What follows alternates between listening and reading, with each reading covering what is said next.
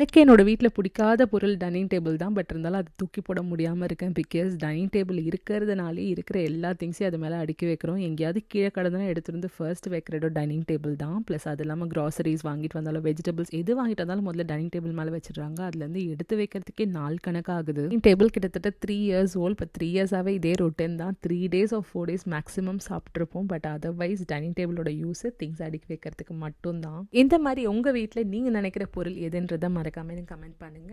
Night இருக்கிற left over rice எல்லாம் பழைய சாதத்தை கரைச்சி வச்சாச்சு. அந்த ரித்திக்குட்டி தூங்குறதுக்கு ரெடி ஆயிட்டாங்க. நான் போனாலே அவள் டிஸ்ட்ராக்ட் ஆயிடுவா. அதனால பிரதீப் கிட்ட விட்டாச்சு. எவ்வளோ டயர்டாக இருந்தாலும் முடிஞ்ச அளவுக்கு ஜிங்க்ல இருக்கிற பாத்திரம்லாம் கிளியர் பண்ணிட்டு படுத்தாலே நிம்மதியாக இருக்கும். So that next day morning வந்து ஸ்டார்ட் சூப்பராக இருக்கும். ஸோ அதே மாதிரி இன்னைக்கு முடிச்சாச்சு. அண்ட் இன்னைக்கு பிரேக்ஃபாஸ்ட்டுக்கு ஒரே ஒரு ஆனியன் ஊத்தப்பம், கொஞ்சம் தேங்காய் சட்னி, அப்புறம் தக்காளி தொக்கு, அப்புறம் லஞ்சுக்கு பழைய சாதம், கொஞ்சம் கீரை தொக்கு, உருளைக்கிழங்கு ஃப்ரை, அப்புறம் மாங்காய் ஊறுகாய். எத்தனை பேருக்கு இந்த காம்பினேஷன் பிடிக்கும்ன்றத சொல்லுங்க. அப்புறம் நைட் டின்னருக்கு சப்பாத்தி, தக்காளி தொக்கு, அப்புறம் கொஞ்சம் சாலட். இன்னைக்கு வெயிட் 105.60. இந்த வீடியோ பிடிச்சா லைக் அண்ட் ஃபாலோ பண்ணிக்கோங்க.